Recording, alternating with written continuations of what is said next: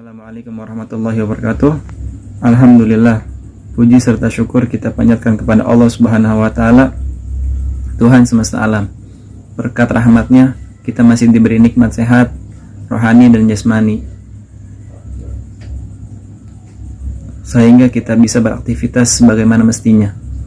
Tak lupa salawat dan salam kita curahkan kepada baginda Nabi Muhammad SAW beserta keluarganya, sahabatnya, dan para pengikutnya hingga hari akhir nanti. Izinkan saya memperkenalkan diri.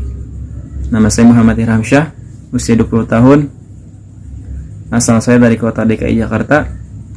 Saat ini saya merupakan mahasiswa aktif dari Fakultas Ilmu Keolahragaan Universitas Negeri Jakarta. Saat ini saya ditunjuk sebagai Duta Bahasa Indonesia tahun 2021. Pada kesempatan kali ini saya akan menyampaikan pidato dengan tema penggunaan bahasa Indonesia di media sosial.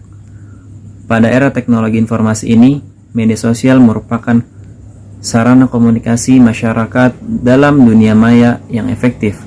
Media sosial di dunia maya seperti Twitter, Facebook, blog, dan forum-forum diskusi online dewasa ini sangat digemari oleh masyarakat dunia dan sangat efektif dampaknya terhadap pembentukan opini masyarakat.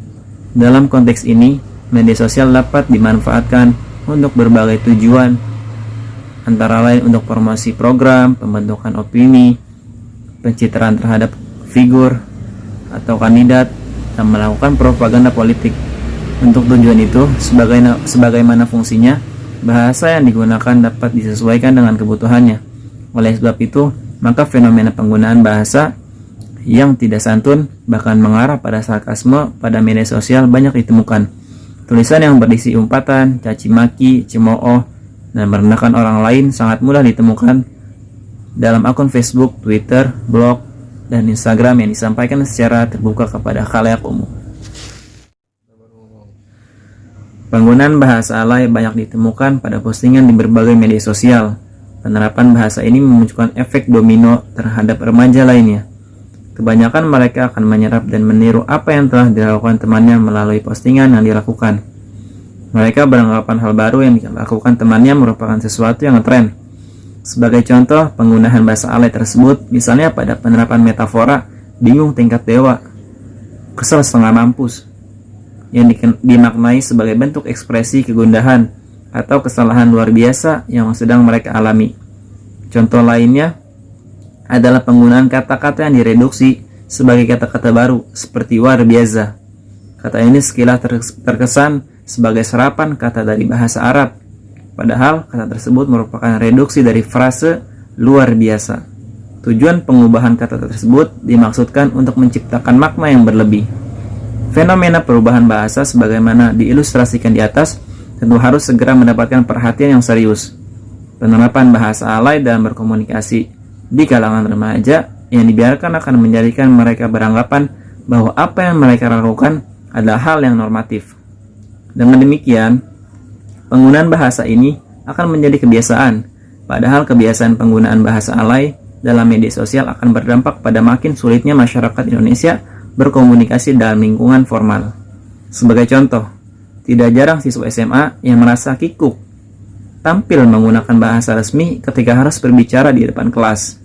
Menurutnya, penggunaan bahasa resmi ini menjadikan situasi terlalu formal, sehingga menjadi tidak komunikatif. Kekhawatiran akan semakin bertambah dengan maraknya penggunaan bahasa alay pada media sosial bukan hal yang berlebihan. Bahasa alay ini sudah dianggap sebagai ancaman yang serius terhadap kaidah tata bahasa Indonesia. Dalam dunia linguistik dikenal dengan bahasa baku dan tidak baku. Bahasa alay adalah bahasa yang tidak baku karena tidak mengindahkan kaidah kebakuan bahasa. Apabila hal ini dibiarkan terus-menerus, lama-lama bahasa alay ini pun akan bersifat arbiter. Dengan adanya penggunaan bahasa sarkasme dan alay yang banyak kita temukan di jejaring media sosial dapat berpengaruh besar terhadap perkembangan bahasa Indonesia dalam berbagai aspek. Pada aspek paling penting, yaitu aspek pendidikan, jika penggunaan bahasa sarkasme dan alay di media sosial, maka akan berimbas pada generasi muda yang tidak paham dengan bahasa Indonesia yang baik dan benar. mereka akan lebih memilih menggunakan bahasa sarkasme dan alay dengan alasan modern, dan yang tidak menggunakannya dianggap tidak modern. Dengan kata lain, contoh seperti ini sama saja dengan menghilangkan bahasa Indonesia secara perlahan.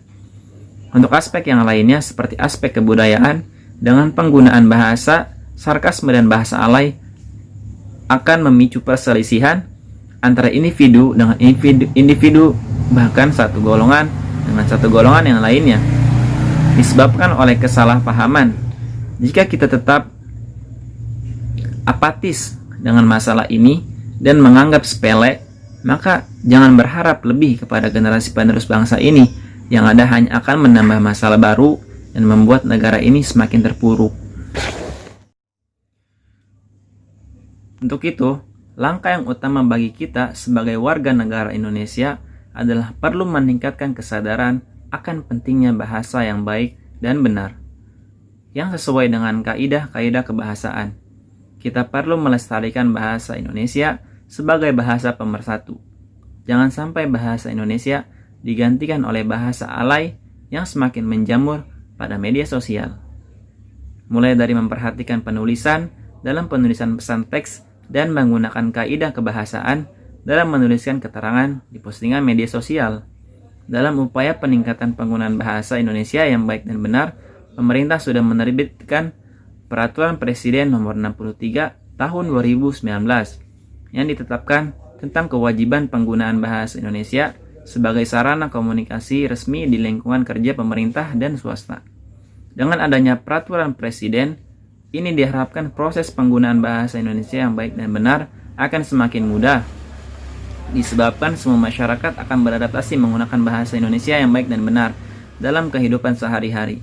Maka penggunaan bahasa Indonesia di media sosial akan berubah ke arah yang lebih baik dikarenakan menyesuaikan bahasa yang dilihat di lingkungan masyarakat. Bahasa alay yang kian menjamur di media sosial diakibatkan oleh tingkat literasi yang rendah dan penggunaan media sosial yang tinggi.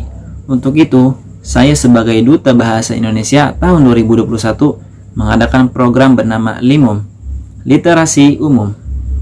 Program ini merupakan salah satu upaya cara meminimalisasi dampak negatif yang mungkin terjadi pada media sosial. Kegiatan ini berupa perlombaan membuat postingan bahasa Indonesia setiap bulannya di media sosial yang sesuai dengan bahasa Indonesia yang baik dan benar dan kaidah kebahasaan.